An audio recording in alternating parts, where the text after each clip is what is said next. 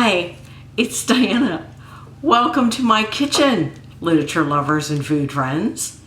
I am exploring the intersection of food and literature, looking today at Punky Aloha and bread. I was gonna say bread pudding. It's not, it's banana bread.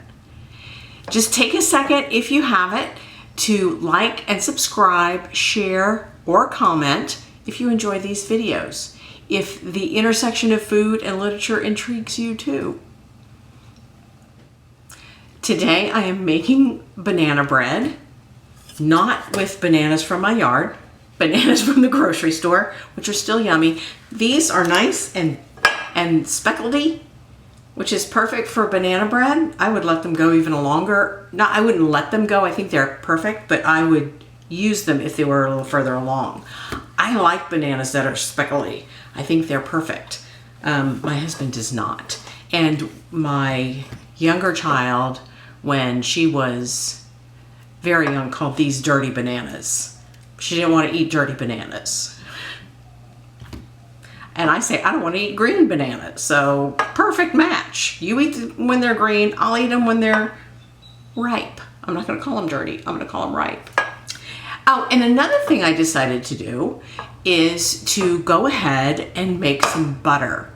I haven't made butter since I was in kindergarten, which was, it wasn't just me. It was some cream in a mason jar, and we all took turns shaking it, which probably, I can't remember, but probably the teacher did something or pulled out anyway.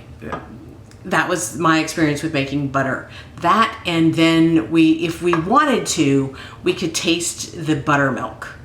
And I remember it was yucky. And I have never tasted buttermilk again. I use it to cook with, but I've never tasted it. I might have accidentally made butter before when I was trying to whip cream, because that's basically what it is. You whip cream until it's no longer whipped cream, it's just butter. But I decided, why not make that? I don't usually eat butter on my banana bread, but it doesn't sound bad. It sounds pretty good, in fact. And then I'm using my standard, it makes it sound weird. The recipe, I'm moving all the ingredients, which are on top of the cookbook. I was gonna say standard again. My trusty cookbook that I always use, it's this the new baking book from Better Homes and Gardens.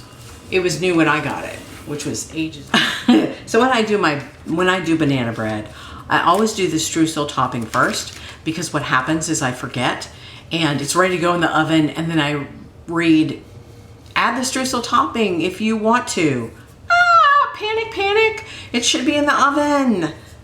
Quick bread needs to go right into the oven. And I don't like that. So I don't like panicking and I don't like rushing.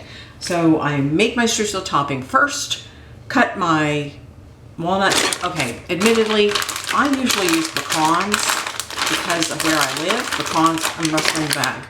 Pecans are kind of the nut du jour. Like, I have a pecan tree outside, though I have yet to get a pecan because the squirrels eat so many of them. And they don't just eat them. They carry off, they'll have like a little tiny branch with 4 nuts, and I can see them running like, oh, squirrel.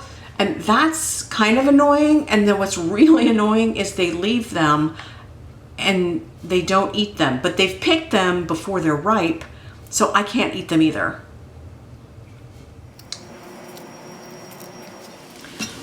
Banana bread's in the oven. Gonna make the butter. I am not using a recipe for the butter. I just kind of poured glug, glug, glug, glug, some cream. I had cream. Why did I have extra cream? I was gonna make something with it. I think I made custard. Anyway, now I'm stuck on that. Let go of that, Diana. I just poured and I pinched a little pinch of salt, because I thought if I'm going to make butter, I buy unsalted butter, but I thought it would be good for this. And I'm going to use my stick blender. It might go everywhere. It might. And in the background, is the sizzle of dinner. Okay, I'm a little scared. I'm scared it's going to go everywhere. Huh. So what if it does? I'll just clean. Here it goes. Here it goes.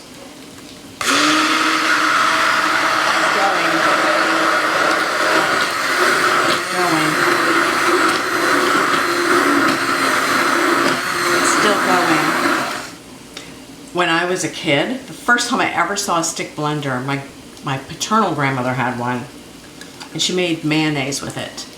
And that was like magic. She stuck the stick blender in, and as she lifted it, she had it going. And I had no idea you could make mayonnaise. I also didn't know it was made with eggs. She just lifted it, and it just turned into the oil, and it just turned. It was fabulous. Very. I've never made mayonnaise. Maybe that's coming. Woo. I'm not done yet. It's looking like really pretty whipped cream, but it's got salt in it, so I'm not gonna eat it. I like whipped cream. I don't generally just eat it. I don't usually make it, unless I need it for a recipe. So just,